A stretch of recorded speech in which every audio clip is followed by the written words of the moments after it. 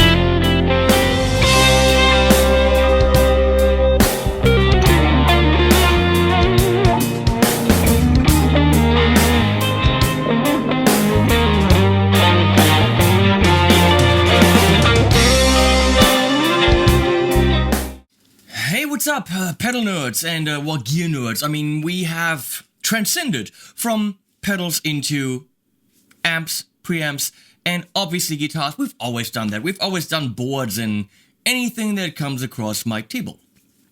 Right now on my lap is a Danelectro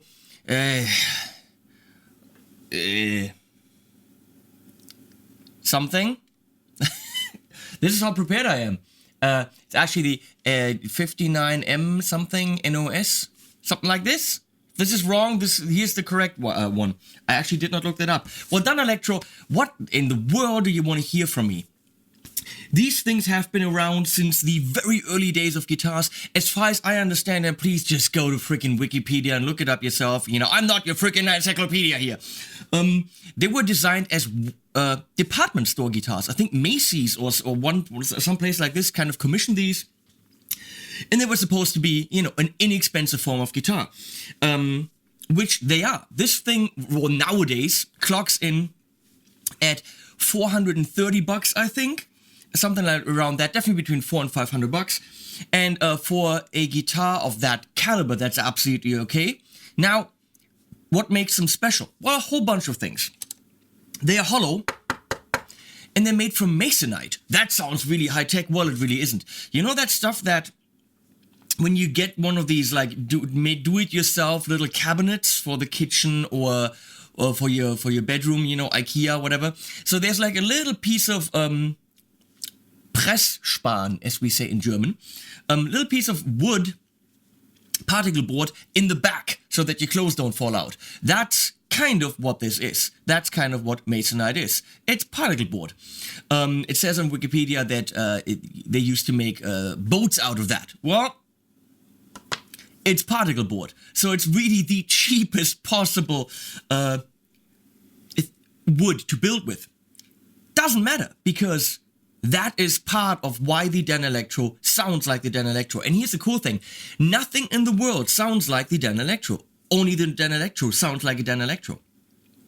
And so the really cool thing is, because it is relatively inexpensive to make because of the materials involved, you can actually get the top model. There is nothing better of Danelectro for about that price. This is about as good as a Danelectro type guitar gets. There is no other company making a Danelectro for you for $5,000 and that's like the super handmade mega luthier. No, this is it. So when you have this, you can rest assured that you have the best that there is. And it is a very unique guitar because it combines the strummability of an acoustic with in electric. I mean, I don't like electric guitars, put them to clean and, you know, strum like a Telecaster. It's not happening for me. It's too blah. This is beautiful for light strumming. This is beautiful, of course, for all the clean sounds. Actually, if you go to the Thomann website and you check out any reverb demo that I've done, any reverb video that you see, that's the Dano. Because it's beautiful to show that high end, that sparkiness. Sparkliness? Whatever. That's what that is. That's this guitar. What else do you want to know? It's hollow. There's screws in the back right here. I cannot really tell you what they're holding. Those are obviously holding the neck. I don't know what they're holding. Maybe a block in the middle that's holding the pickups. something like this. I love the blue. There's vintage style tuners on this one. I think they all have these. They look like Clusen style, but it doesn't say Clusen on them. Around is kind of like a cheapo plasticky band. Everything's kind of vintage. I mean, you have to like the look. I was never into the look. As soon as I played it, I didn't give a flying rat's ass because it gives me a sound that no other guitar can give me. Now we have these lipstick style single coils, and we have a wraparound bridge, which is actually kind of let a little bit into the body, so it sinks a bit in the body. We have a 3-position switch, and then these weird kind of knobbies here, which I'm not the biggest fan of. The lower one is volume, on top is tone, and you can't really easily roll in here because you can't really get in it with your fingers. I think the control panel leaves something to be desired, but this is the way it's always been. We have a metal nut, so the nut is just like a fret, it's metal. The headstock, as you can see, is straight, so it's straight on, not angled. Double cut. The pickguard is 1-ply. It's actually not plastic. It is also masonite, just with some paint around it, I think. If you look on the back, I opened this, it's just masonite. So there's the specs for you. I would give you the fretboard radius. I have no idea. I would give you the size of the frets. They're flat. I don't know about these things. I just play them. You listen. And I tell you how it feels. I don't know. I mean, specs on a guitar. You have no... Yeah, I like jumbo frets. No, you don't. Just play the damn thing and see how it feels. Because I have guitars with any kind of neck shape, any kind of scale, any kind of fret height. And guitars are for different purposes. And when you have a guitar for another purpose, maybe something that you usually like jumbo frets on an Ibanez, which is nice for bending and nice for speedy, stuff. Shredfest, you don't need this on this. So maybe the flat frets are just fine. So do not, that's my suggestion, do not go for specs when it comes to a guitar. Frickin' pick it up and find out if it's for you. If I'm now gonna try to play Steve Vai stuff on this, obviously that's an idiotic move. Before I'm actually gonna play this for you, you check out some sounds that I recorded with it in a few songs. I didn't do a fully produced track because I've already done produced tracks, but I didn't film them. So I'm gonna go grab more coffee and you listen to some goodness from the Dano. I'm gonna put this right here for you so you can see it.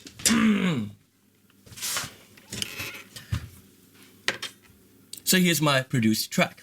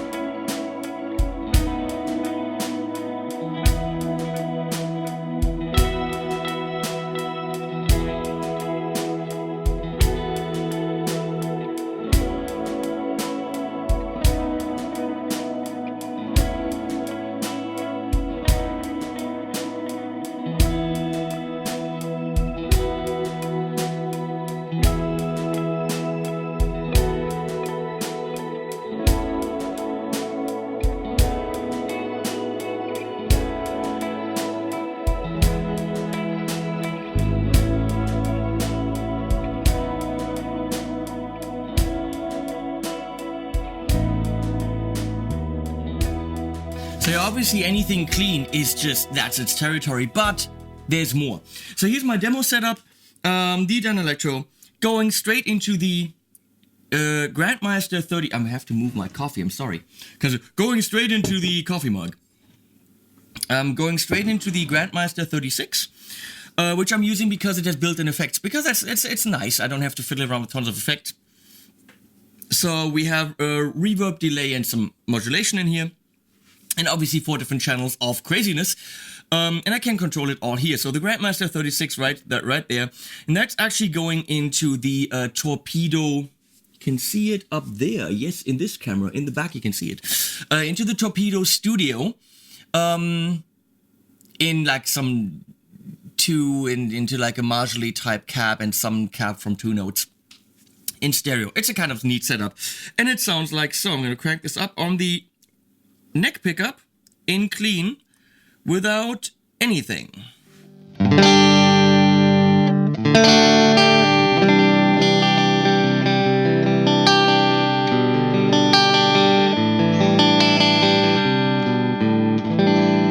Now how sparkly it is highly depends on your cab, obviously. This is kind of somewhere in the middle. So it can handle drive sounds and clean sounds equally well.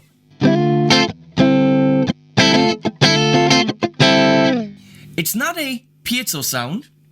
It's not an acoustic sound. It's a Dano sound. And we know, I mean, look it up. Obviously, Jimmy Page is still playing one, and his isn't in any way better than this one. Jimmy Page has played many sounds for Led Zeppelin with a Dano. And then I think, did the Beatles have one? I mean, it's a guitar that you see through the ages. It's a very famous instrument. I don't have to tell you this.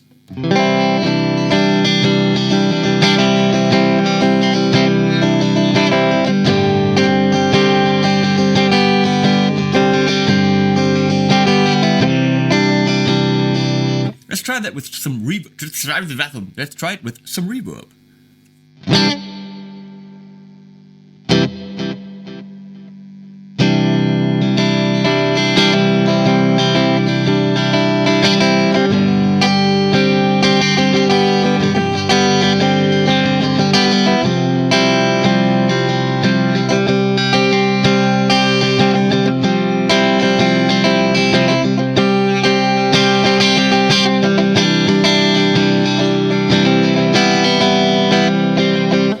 Works beautifully.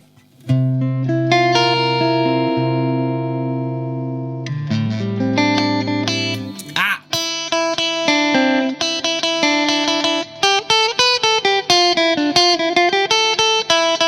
I have a feeling that the high E string is kind of not the same level. Is it possible?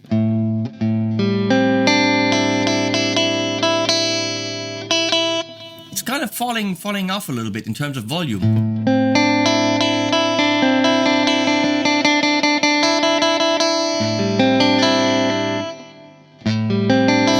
Crappy playing.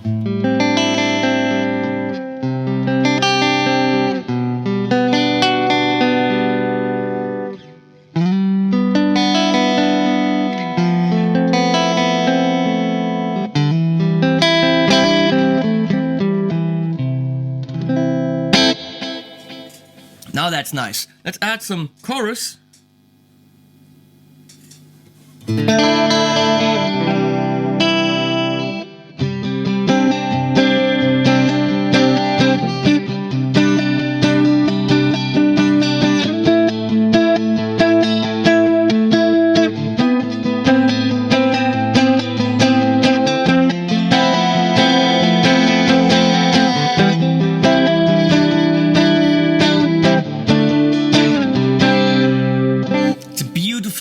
Accompaniment instrument. Accompaniment, you know what I mean.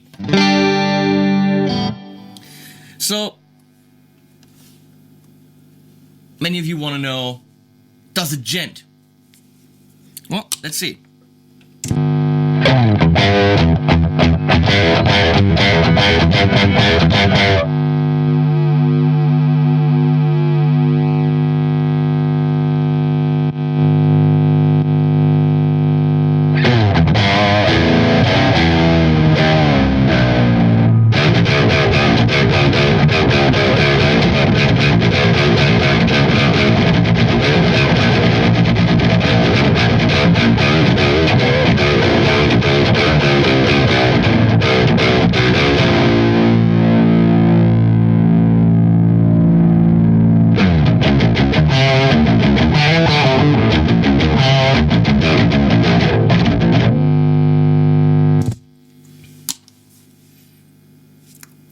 don't know if it gents. Who gives a flying rat's ass if it gents?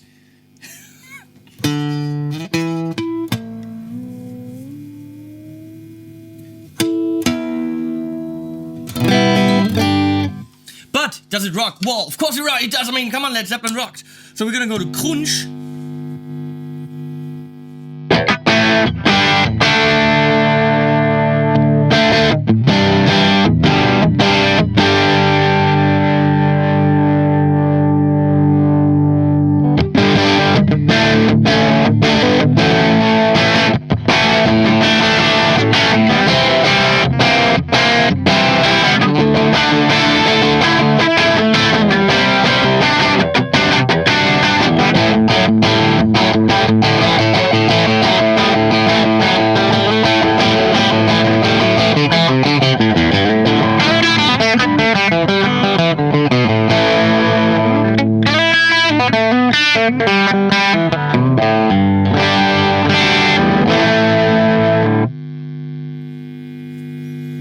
I'm very sorry we didn't check the other pickups. I'm sorry. Middle position.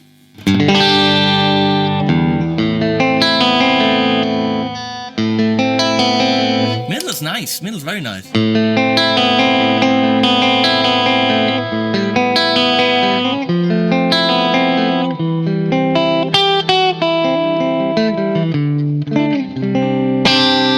And back.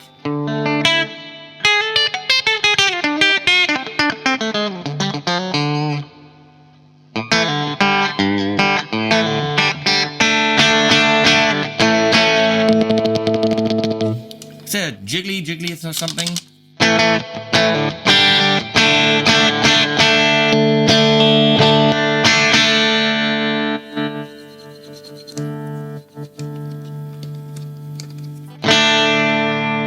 Sounds as if something's not quite right there. So we were on Le Crunch.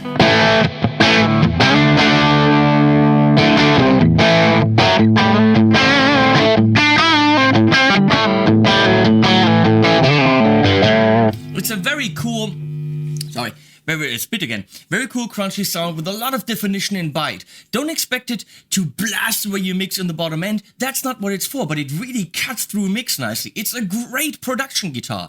And I love that Metanis, thanks Jörg, thanks so much, that the distribution in Germany, Metanis, sent this to me, because I would have never thought about getting a Dano. I don't know why.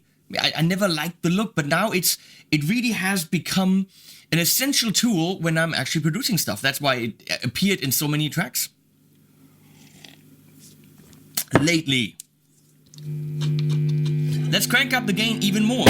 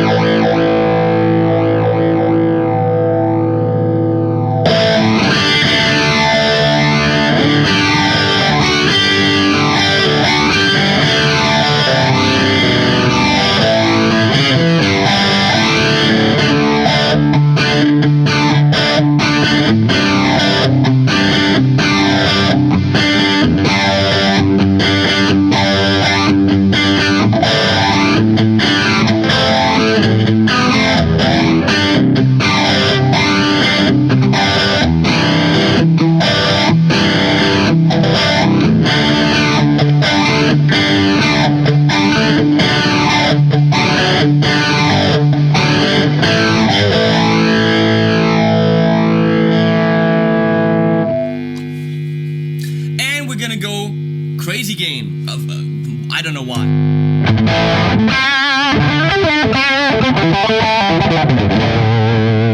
It's clearly not your bendy kind of guitar and shred guitar. That would be insane. But maybe it's... Is that really sinful? Is that really sinful? Is it really smart to do this? I don't know. We'll just do it.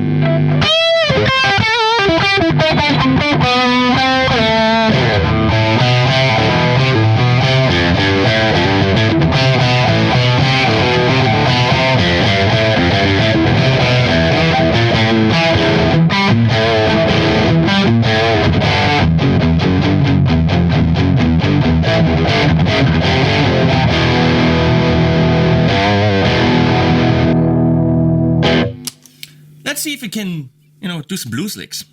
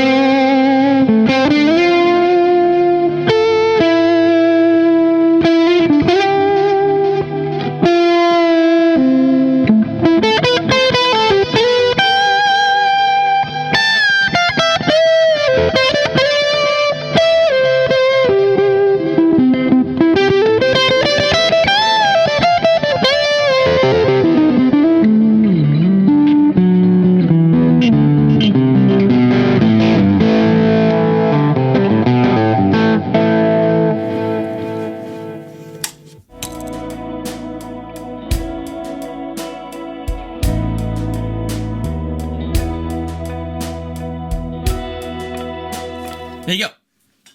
Danelectro 59 something.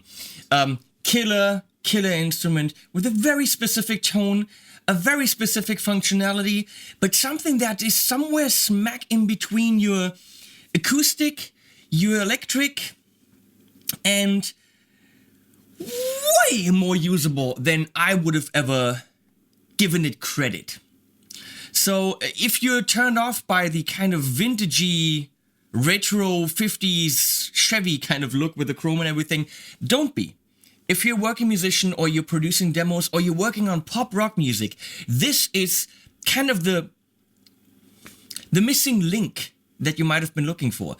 It can be an instrument that is the glue that holds your mix together. So I highly recommend checking these out. They're really not expensive. And they could really be something in your arsenal that you didn't even know you needed. So, thanks Metanis again.